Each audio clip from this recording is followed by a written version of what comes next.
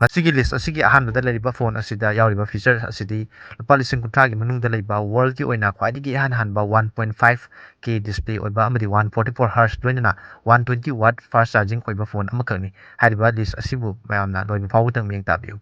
ꯂꯨꯄꯥ 30,000ꯒꯤ ꯃꯅꯨꯡꯗ ꯂꯩꯕ ꯈ꯭ꯋꯥꯏꯗꯒꯤ ꯒꯦꯝ ꯁꯥꯟꯅꯕꯗ ꯅꯨꯡꯉꯥꯏꯒꯗꯕ ꯐꯣꯟ ꯑꯃꯗꯤ ꯀꯦꯃꯦꯔꯥꯗ ꯑꯃꯁꯨꯡ ꯑꯣꯚꯔꯑꯣꯜꯗ ꯈ꯭ꯋꯥꯏꯗꯒꯤ ꯐꯕ ꯐꯣꯟ ꯑꯍꯨꯝꯈꯛ ꯈꯟꯅꯖꯔꯒ ꯁꯦꯝꯖꯕ ꯚꯤꯗꯤꯑꯣ ꯑꯁꯤ ꯃꯤꯠꯌꯦꯡ ꯇꯥꯕꯤꯔꯤꯕꯁꯤꯡꯅ ꯂꯣꯏꯕ ꯐꯥꯎꯕꯗꯪ ꯃꯤꯠꯌꯦꯡ ꯇꯥꯕꯤꯌꯨ꯫ ꯃꯁꯤꯒꯤ ꯂꯤꯁ ꯑꯁꯤꯒꯤ ꯑꯍꯥꯟꯕꯗ ꯂꯩꯔꯤꯕ ꯒꯦꯝ ꯁꯥꯟꯅꯕꯗ ꯈ꯭ꯋꯥꯏꯗꯒꯤ ꯅꯨꯡꯉꯥꯏꯒꯅꯤ ꯍꯥꯏꯅ ꯂꯧꯈꯠꯆꯔꯤꯕ ꯂꯨꯄꯥ 30,000ꯒꯤ ꯃꯅꯨꯡꯗ ꯂꯩꯕ ꯐꯣꯟ ꯑꯁꯤꯗꯤ iQOO Neo 7 Pro ꯍꯥꯏꯔꯤꯕ ꯐꯣꯟ ꯑꯁꯤꯅꯤ꯫ ꯐꯣꯟ ꯑꯁꯤ ꯍꯧꯖꯤꯛꯀꯤ ꯃꯇꯝꯗ ꯂꯨꯄꯥ 30,000ꯒꯤ ꯃꯅꯨꯡꯗ ꯂꯩꯕ ꯒꯦꯝ ꯁꯥꯟꯅꯕ ꯄꯥꯝꯕꯁꯤꯡꯒꯤꯗꯃꯛꯇꯗꯤ ꯒꯦꯝꯒꯤꯗꯃꯛꯇ ꯄꯔꯐꯣꯔꯃꯦꯟꯁ ꯐꯖꯅ ꯄꯤꯒꯗꯕ ꯐꯣꯟ ꯑꯃꯅꯤ꯫ ꯐꯣꯟ ꯑꯁꯤꯗ ꯄ꯭ꯔꯣꯁꯦꯁꯔꯗ Snapdragon 8 Plus Gen 1ꯒꯤ ꯄ꯭ꯔꯣꯁꯦꯁꯔ, 50 megapixelꯒꯤ OIS ꯀꯦꯃꯦꯔꯥ, 5000 mAhꯀꯤ ꯕꯦꯇꯔꯤ ꯑꯃꯗꯤ 120 ꯋꯥꯠꯀꯤ ꯐꯥꯁꯠ ꯆꯥꯔꯖꯤꯡ ꯄꯤꯔꯤ꯫ ꯐꯣꯟ ꯑꯁꯤꯗ ꯁꯨꯄꯔ AMOLED ꯗꯤꯁꯄ꯭ꯂꯦ 6.78 ꯏꯟꯆ ꯑꯣꯏꯕ 120 Hz ꯔꯤꯐ꯭ꯔꯦꯁ ꯔꯦꯠ ꯑꯣꯏꯕ HDR10 Plus ꯑꯃꯗꯤ 1300 nits ꯕ꯭ꯔꯥꯏꯠꯅꯦꯁ ꯑꯣꯏꯕ ꯗꯤꯁꯄ꯭ꯂꯦꯅꯤ꯫ ꯐꯣꯟ ꯑꯁꯤꯗ ꯒꯦꯝ ꯁꯥꯟꯅꯕꯗ ꯊꯣꯏꯗꯣꯛ ꯍꯦꯟꯗꯣꯛꯅ ꯅꯨꯡꯉꯥꯏꯅꯕꯒꯤꯗꯃꯛꯇ smart 3D cooling technology, 4D ꯚꯥꯏꯕ꯭ꯔꯦꯁꯟꯅꯆꯤꯡꯕ ꯒꯦꯝ ꯁꯥꯟꯅꯅꯕꯒꯤꯗꯃꯛꯇ ꯄꯤꯔꯤ ꯑꯃꯗꯤ ꯒꯦꯝꯒꯤꯗꯃꯛꯇ ꯑꯃꯨꯛ ꯍꯦꯟꯅꯏꯟꯍꯦꯟꯁ ꯑꯣꯏꯅꯕꯒꯤꯗꯃꯛꯇ 8GBꯒꯤ ꯑꯣꯏꯕ ꯚꯔꯆꯨꯑꯦꯜ ꯔꯦꯝꯁꯨ ꯌꯥꯎꯔꯤ꯫ ꯃꯁꯤꯒꯤ ꯂꯤꯁ ꯑꯁꯤꯒꯤ ꯑꯅꯤꯁꯨꯕꯗ ꯂꯩꯔꯤꯕ ꯑꯁꯤꯗꯤ Samsung Galaxy S21 Fan Edition Snapdragon version ꯍꯥꯏꯔꯤꯕ ꯐꯣꯟ ꯑꯁꯤꯅꯤ꯫ ꯐꯣꯟ ꯑꯁꯤꯗ ꯄ꯭ꯔꯣꯁꯦꯁꯔ ꯑꯣꯏꯅ Snapdragon 888ꯒꯤ ꯄ꯭ꯔꯣꯁꯦꯁꯔ ꯌꯥꯎꯔꯤ꯫ ꯀꯦꯃꯦꯔꯥꯗ ꯍꯥꯏꯕ ꯇꯥꯔꯒꯅ ꯐ꯭ꯂꯦꯒꯁꯤꯞ ꯂꯦꯚꯦꯜ ꯑꯣꯏꯕ 12+12+8 megapixelꯒꯤ OIS ꯀꯦꯃꯦꯔꯥ ꯌꯥꯎꯔꯤ ꯑꯃꯗꯤ ꯍꯥꯏꯔꯤꯕ ꯀꯦꯃꯦꯔꯥꯁꯤꯡ ꯑꯁꯤ ꯁꯦꯝꯁꯪꯒꯤ ꯐ꯭ꯂꯦꯒꯁꯤꯞ ꯂꯦꯚꯦꯜꯒꯤ ꯐꯣꯟꯁꯤꯡꯗ ꯌꯥꯎꯕ ꯀꯦꯃꯦꯔꯥ ꯑꯗꯨꯃꯛꯅꯤ꯫ 4500 mAhꯀꯤ ꯕꯦꯇꯔꯤ, 25 ꯋꯥꯠꯀꯤ ꯐꯥꯁꯠ ꯆꯥꯔꯖꯤꯡ ꯄꯤꯔꯤ꯫ ꯐꯣꯟ ꯑꯁꯤꯗꯁꯨ AMOLED 120 Hzꯀꯤ ꯗꯤꯁꯄ꯭ꯂꯦ ꯌꯥꯎꯔꯤ꯫ IP68ꯀꯤ ꯋꯥꯇꯔꯄ꯭ꯔꯨꯐ ꯑꯣꯏꯕ ꯐꯣꯟꯅꯤ ꯑꯃꯗꯤ ꯐꯣꯟ ꯑꯁꯤꯗ Corning Gorilla Glass Victusꯀꯤ ꯄ꯭ꯔꯣꯇꯦꯛꯁꯟꯁꯨ ꯄꯤꯔꯤ꯫ ꯃꯁꯤꯒꯤ ꯂꯤꯁ ꯑꯁꯤꯒꯤ ꯑꯔꯣꯏꯕꯗ ꯑꯃꯗꯤ ꯑꯍꯥꯟꯕ ꯄꯣꯖꯤꯁꯟꯗ ꯂꯩꯔꯤꯕ ꯐꯣꯟ ꯑꯁꯤꯗꯤ Motorolaꯅ ꯍꯟꯗꯛꯇ ꯅꯧꯅ ꯂꯣꯟꯆ ꯇꯧꯈꯤꯕ Moto H50 Pro ꯍꯥꯏꯔꯤꯕ ꯐꯣꯟ ꯑꯁꯤꯅꯤ꯫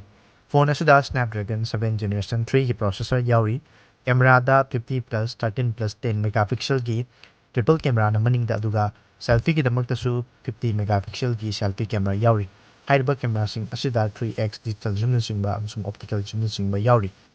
ꯐꯣꯟ ꯑꯁꯤꯗ ꯏꯍꯥꯟ ꯍꯥꯟꯕ ꯑꯣꯏꯅ 4500 mAhꯀꯤ ꯕꯦꯇꯔꯤ ꯄꯤꯖꯕ ꯇꯥꯔꯒꯁꯨ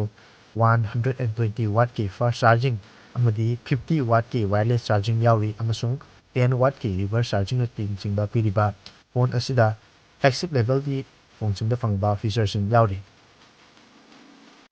ꯐꯣꯟ ꯑꯁꯤꯗ ꯋꯥꯔꯜꯗ ꯐꯥꯔꯁꯠ 1.5D ꯑꯣꯏꯕ ꯀꯔꯚ ꯗꯤꯁꯄ꯭ꯂꯦ ꯑꯃꯁꯨꯡ 144 Hzꯀꯤ ꯗꯤꯁꯄ꯭ꯂꯦ HDR10 Plusꯅꯆꯤꯡꯕ ꯁꯄꯣꯔꯠ ꯇꯧꯕ ꯗꯤꯁꯄ꯭ꯂꯦ ꯑꯃꯁꯨ ꯄꯤꯔꯤ꯫ ꯐꯣꯟ ꯑꯁꯤꯗ 2000 nits ꯕ꯭ꯔꯥꯏꯠꯅꯦꯁ ꯄꯤꯔꯤ ꯑꯃꯗꯤ ꯐꯣꯟ ꯑꯁꯤꯗꯁꯨ IP68ꯀꯤ ꯋꯥꯇꯔꯄ꯭ꯔꯨꯐ ꯌꯥꯎꯔꯤꯕ ꯐꯣꯟ ꯑꯃꯅꯤ꯫ ꯐꯣꯟ ꯑꯁꯤꯗꯁꯨ Corning Gorilla Glass 5ꯀꯤ ꯄ꯭ꯔꯣꯇꯦꯛꯁꯟ ꯄꯤꯔꯤꯕ ꯃꯇꯝ ꯑꯁꯤꯒꯤꯗꯃꯛꯇꯗꯤ ꯍꯧꯖꯤꯛꯀꯤ ꯃꯇꯝꯗ ꯂꯨꯄꯥ 30,000ꯒꯤ ꯃꯅꯨꯡꯗ ꯂꯩꯕ ꯐ꯭ꯂꯦꯒꯁꯤꯞ ꯀꯤꯂꯔ ꯐꯣꯟꯁꯤꯡꯒꯤ ꯃꯅꯨꯡꯗ ꯈ꯭ꯋꯥꯏꯗꯒꯤ ꯐꯕ ꯐꯣꯟ ꯑꯗꯨꯅꯤ꯫ ꯃꯊꯛꯇ ꯄꯟꯖꯈ꯭ꯔꯤꯕ ꯐꯣꯟ ꯑꯍꯨꯝꯃꯛ ꯑꯁꯤ ꯑꯗꯣꯝꯅ ꯒꯦꯝ ꯁꯥꯟꯅꯅꯕꯒꯤꯗꯃꯛꯇ ꯌꯦꯡꯕꯤꯗꯨꯅ